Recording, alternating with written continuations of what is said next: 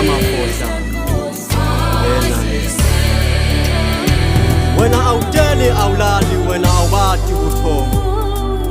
ingani phela emehlo akho ahlala abhekile emhlabeni abheke umuntu emhlabeni uthangaye kufeni asaphile emhlabeni Jehova lofohlayo ufohla kusangane bosonkhanyeti netimfamona emhlabeni benza i-short meeting babutane bodwa uthi uphumelela kanjani lona